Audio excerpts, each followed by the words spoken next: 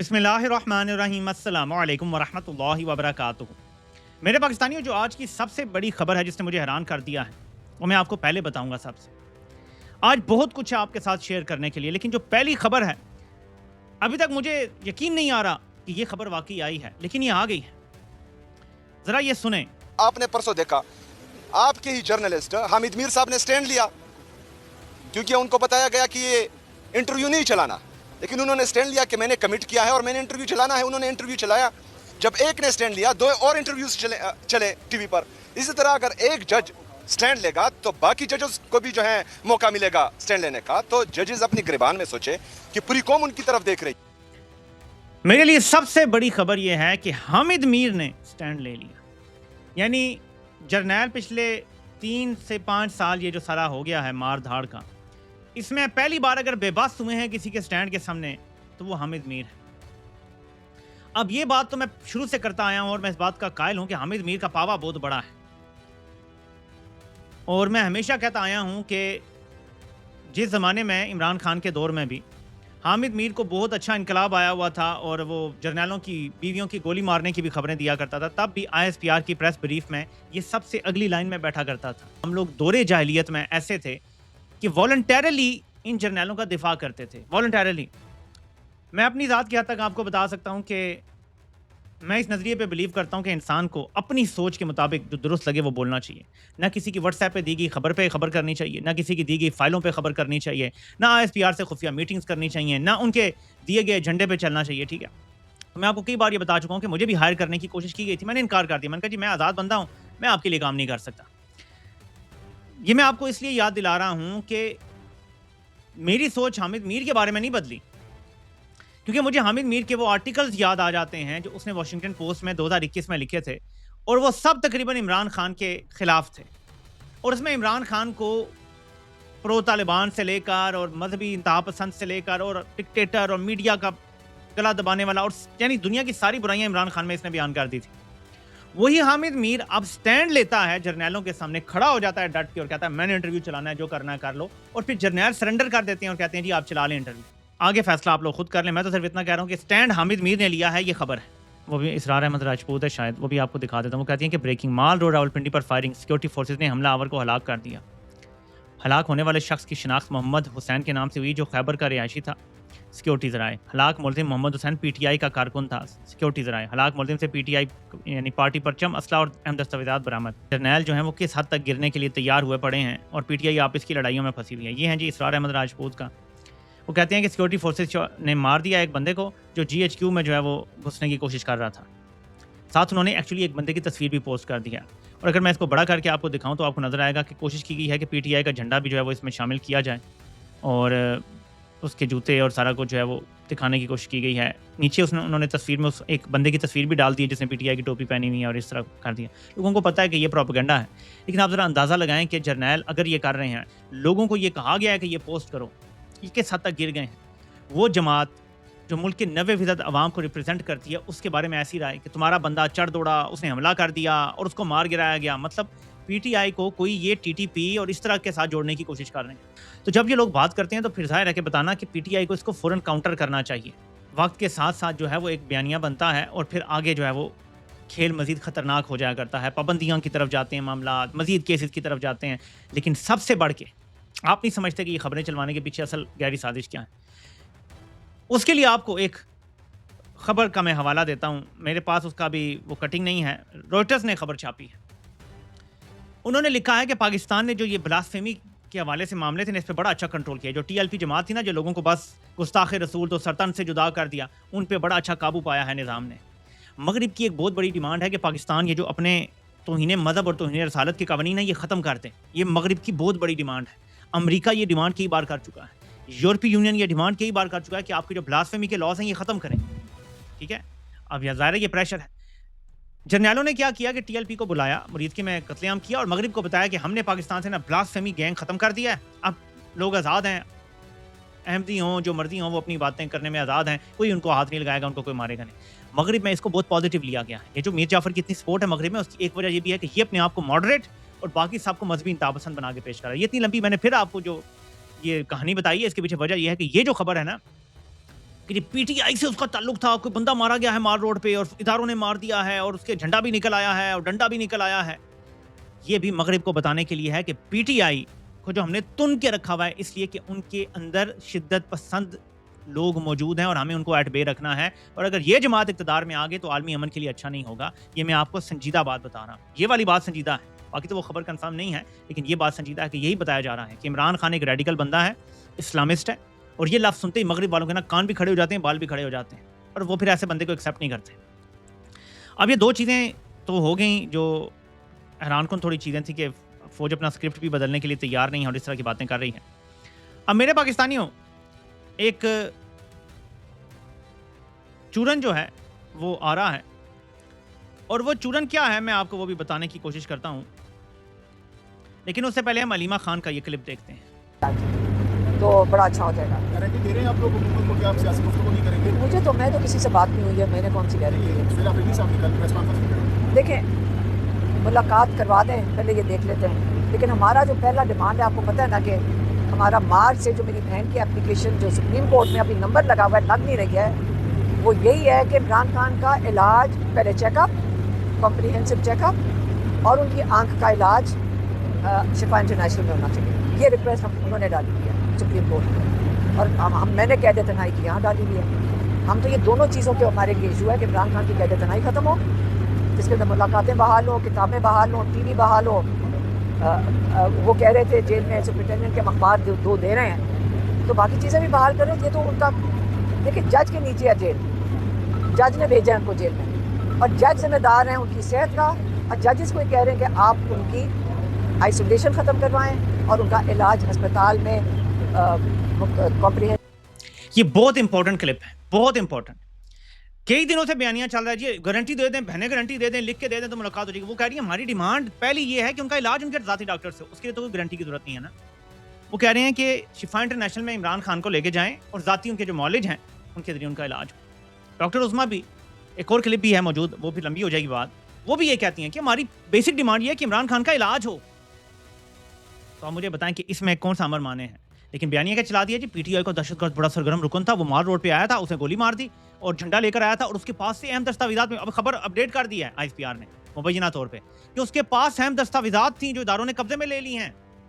मेरे पाकिस्तानियों, ये मुल्क को तोड़ने जा रहे हैं। सोचें कि आज़ाद कश्मीर को जो रिप्रेजेंट करते हैं लोग, उनकी लीडरशिप को किसी को अरेस्ट किया हुआ है, किसी को मुल्क दुश्मन गद्दार डिक्लेयर किया हुआ है, वो आज़ाद कश्मीर की आबादी की अक्सरियत को रिप्रेजेंट कर रहे हैं, उनको गद्दार, मुल्क दुश्मन, दहशतगर्द कह रहे हैं।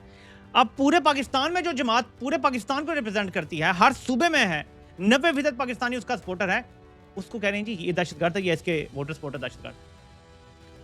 इसका मतलब है कि अगर ये स्क्रिप्ट चल पड़ा है तो ये मेरी राय है और मैं हमेशा तर्जिया देता हूँ। देखिए, मैं कुरान की एक आयत को ना, मैंने अपना नस्बुल ऐन बनाया हुआ है और उसका मैं पार्शल तर्जमा आपको करके बताता हूँ कि लोगों की दुश्मनी तुमको इस बात पे आमादा ना कर दे कि इंसाफ छोड़ दो।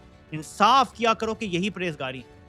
मेरी किसी बंदे के बारे में राय गलत हो सकती है, लेकिन उसका कोई अमल ठीक हो तो वो ठीक ही करार दूंगा, कोई गलत होगा तो गलत करार दूंगा। मैं हर चीज़ को मेरिट पे देखता हूँ। ये मेरा नस्बुल ऐन है, जिंदगी का नस्बुल ऐन है कि मैं किसी की दुश्मनी में उसके साथ ज्यादती करने पे बिलीव नहीं करता, या मैं किसी को गलत समझता हूं तो ज्यादती करने पे बिलीव नहीं करता। अगर वाकई ये बयानियां, अगर आईएसपीआर ने ये बयानियां चला दिया है कि जी खैबर से पीटीआई का कारकुन आया, उसके हाथ में बंदूक थी, उसके पास खतरनाक डॉक्यूमेंट थे, वो पाकिस्तान बेचने जा रहा, पाकिस्तान की रजिस्ट्री देने लगा था रॉ को, कोई ऐसी बातें करते हैं, इसका मतलब ये होगा कि सोहेल अफरीदी का जो लॉन्ग मार्च है वो वाकई कुछ संजीदा कोशिश है। ये मेरी जाती राय है। अगर ये बयानियां चल पड़ता है और इसको रोकने के लिए ये सारी गेम अब शुरू हो जाएगी। मेरी ज़ाती राय है, हमेशा की तरह गलत भी हो सकती है, लेकिन ये मेरी ज़ाती राय है इस हवाले से। तो अवाम तैयारी करे और इसको काउंटर, मैं फिर दोबारा कह रहा हूँ कि इसको अभी से काउंटर कर लें। इन्होंने डबल बयानियां चला दिया है कि पीटीआई का कारकुन खैबर से आ गया, जीएचक्यू पे उसने हमला किया, आज माल रोड पे ये बयानियां चला दिया गया। एनीवे मेरे पाकिस्तानियों, अब आते हैं एक और खबर की तरफ। जर्नैलों ने अमेरिका से 10 अरब डॉलर मांगे और अब खबर ये लग रही है कि ईएसएफ से 10 अरब डॉलर की पाकिस्तानी दरख्वास्त पर अमरीकी सर्द मोहरी बरकरार, यानी अमेरिका कोल्ड शोल्डर दिखा रहा है पाकिस्तान को, इस पर लिफ्ट ही नहीं करा रहा कि 10 अरब डॉलर हम तुम्हें देंगे। यानी मैंने आपसे कहा था ट्रंप काम निकलवाएगा, 10 अरब डॉलर किसी सूरत नहीं देगा जर्नैलों को। उसकी पूरी पॉलिटिक्स इस चीज़ पे है कि पाकिस्तानी जर्नैल थुक लगाते हैं और पैसे लेते हैं अमेरिका से। वो दे देगा इनको 10 अरब डॉलर, सवाल ही पैदा नहीं होता। हाँ, मुफ्त में काम करवाएगा। भाई, एक धमकी से काम हो जाए तो पैसे कोई क्यों देगा, मुझे बताएं। एक धमकी से काम हो रहा है, पैसे देने की क्या जरूरत है। अब आते हैं जो इमरान खान के हवाले से खबर। देखें, वजाहत सईद खान ने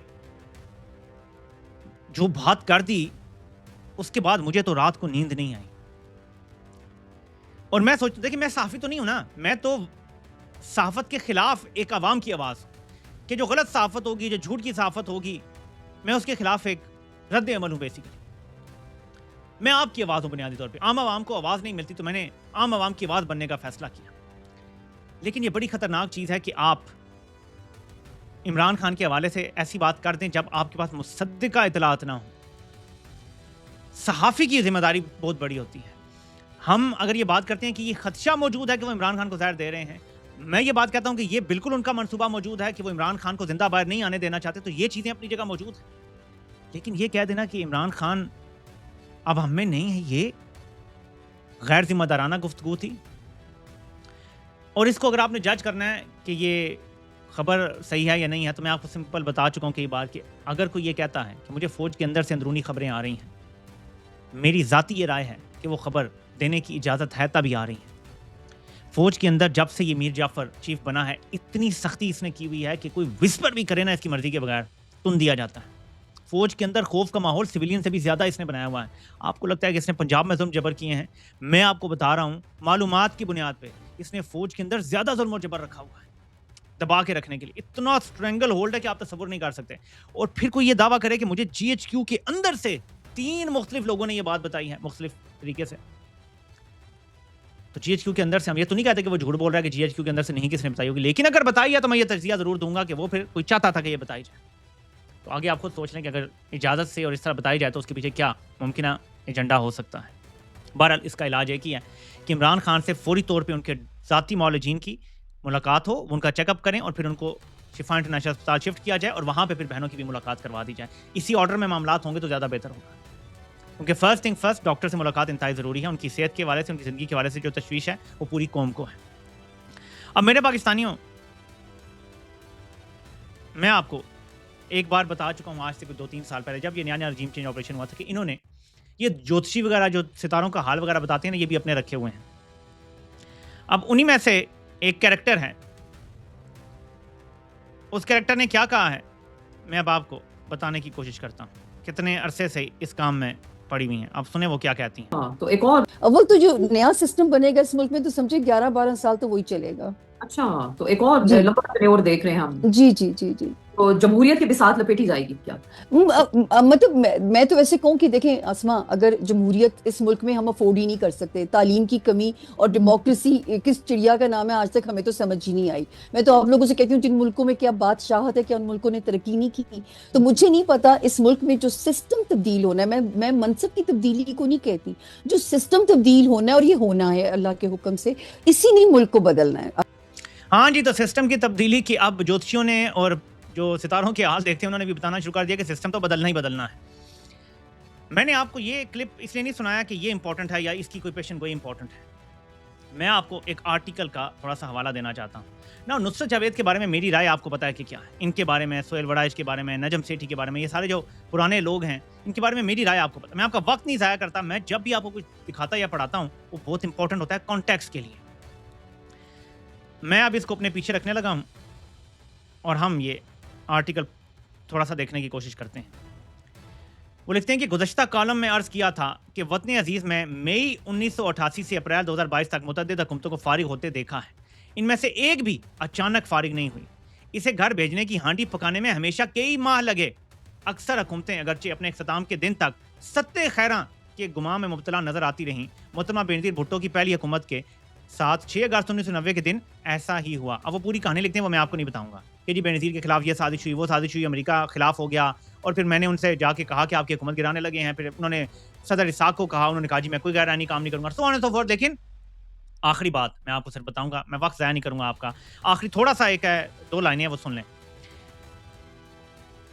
ख्वाजा साहब वजीर पार्लिमानी अमूर थे, तगड़े वकील भी थे। मुस्कुरा कर मैं इन्हें याद दिलाने को मजबूर हुआ कि सदर को वज़ीर आज़म और इसकी पार्लिमान बरतरफ करने का इख्तियार आइन की आर्टिकल 58(2)B ने फराम कर रखा है। ख्वाजा साहब मानी खेज अंदाज में मुस्कुरा दिए और हम दोनों शाम को खबर आने का इंतजार करने के लिए जुदा हो गए और बिलाखिर 6 अगस्त 1990 शाम गुजरते ही वो खबर आ गई जिसका मार्च 1990 से मुंतज़िर था। यानी मार्च में साजिशें शुरू हुई और अगस्त में जाके बेनज़ीर की हुकूमत को गिरा दिया गया। ये मैं नहीं कह रहा कि इनकी सहाफ़त कोई हरफ़ आखिर है या ये कोई बड़े सच्चे लोग हैं। बुनियादी तौर पे ये प्रो शरीफैन और प्रो ज़रदारैन लोग हैं, ठीक है, बुनियादी तौर पे मेरी ज़ाती राय है ये लोग बुनियादी तौर पे ये समझ रहे हैं, इनको ये लग रहा है कि शरीफों और ज़रदारियों की छुट्टी होने वाली है, माहौल बनना शुरू हो गया है, 2 महीने लगे, 4 लगे, 6 लगे, लेकिन कंपनी अपना निज़ाम ला रही है। तो मैंने जो आपको वो सितारों का हाल बताने वाली का क्लिप सुनाया, वो कह रही है नया निज़ाम आने ही वाला है और 10-11 साल के लिए आएगा। अदलिया में तब्दीलियां ऐसी कर दी गई हैं कि अगले 20-30 साल भी ये निज़ाम बदलने वाला नहीं है अगर ये सारे जजेस घर ना भेजे गए, आइन दोबारा से रीराइट ना किया गया। और फिर इसके बाद एंड में आपको मुन्ने की दी गई ये खबर देता हूँ कि अदलिया में मजीद तब्दीलियां करने का फैसला कर लिया गया है। फैसला। और छोटे सूबे स्मॉल जो बनाने हैं ज़िलों के लेवल पे, अगर गवर्नमेंट को लेके जाना है तहसीलों के लेवल पे, तो वो भी होने जा रहा है, छोटे यूनिट्स बनने जा रहे हैं। तो ये सब कुछ इस चीज़ की कड़ी है कि निज़ाम के तब्दीली के नाम पे जर्नैल क्या करने वाले हैं। एक आखिरी क्लिप आपको सुनाता हूँ, ये क्लिप आपको बता देगा कि इसकी तब्दीली के नाम पे कि हम निज़ाम बदलने लगे हैं और जर्नैलों को क्यों बड़ा शौक से आया हुआ है कि जी हमने लोकल बॉडी सिस्टम में। मैं आपको दिखा नहीं रहा, सिर्फ आपको ये क्लिप सुना रहा हूँ। नेशनल रिकंस्ट्रक्शन ब्यूरो के इस पेपर ने साफ यानी कि लिखा हुआ था, मैंने भी उसको साइट किया हुआ है और भी लोगों ने उसको साइट किया हुआ है। उन्होंने साफ अल्फाजों में बयान कर दिया कि हमारा मकसद ही लोकल गवर्नमेंट्स बनाने का ये है कि इससे जो फौज का डायरेक्ट एडमिनिस्ट्रेटिव कंट्रोल है ग्रास रूट्स लेवल पे वो हम कायम कर लेंगे। हमारा लोकल गवर्नमेंट और छोटे ये जो यूनिट्स बनाने का मकसद ये है कि हम फौज का कंट्रोल ग्रास रूट लेवल तक कर लेंगे। ये जो इनको बहुत जोर से आए हुए हैं ना कि छोटे सूबे ये अपना कंट्रोल नीचे तक ग्रास रूट लेवल तक लेके जाना चाहते हैं। आसान तरीन अल्फाज में, फौज के अंदर अगर कोई तशवीश है, अगर ओहदों के ऊपर कोई झगड़ा हो सकता है, अगर मीर जाफर क्योंकि कब्जे करके बैठा हुआ है, अपने लोग लगा रहा है ऊपर, तो अगर नीचे कोई माल पानी खाने में इशू हो सकता है, कोई तशवीश हो सकती है, तो छोटे छोटे जिले बना के ना छोटे छोटे डिक्टेटर हर जगह मुसल्लत कर, छोटे छोटे डिक्टेटर छोटे छोटे जगह पे, सेक्टर कमांडर भी बढ़ जाएंगे कंट्रोल करने के लिए, छोटे अफसरान को भी फिर उनके साथ जोड़ दिया जाएगा, तो सब खाएं पिएंगे। यानी बिल्कुल ईस्ट इंडिया कंपनी की तरह लुट मार होने जा रही है। इस वजह से नया निज़ाम आया हुआ है जोर से। तो इसलिए शरीफों ज़रदारियों के जाने की खबरें इनके अपने दे रहे हैं कि जर्नैल कोई अपना ही निज़ाम लाने वाले हैं। इसका ये मतलब नहीं जब हम कहते हैं कि क्राइन ये बताते हैं कि शरीफों ज़रदारियों को जाने के इशारे हैं कि इमरान खान आ जाएगा, मैं ये कह रहा हूँ कि वो अपना निज़ाम लाने वाले हैं, इसमें सब कुछ खुद करेंगे। आपसे इंशाल्लाह फिर मुलाकात होती है। अल्लाह पाक आप सब कामयाब नासिर हो। आप सबको सुनने का बहुत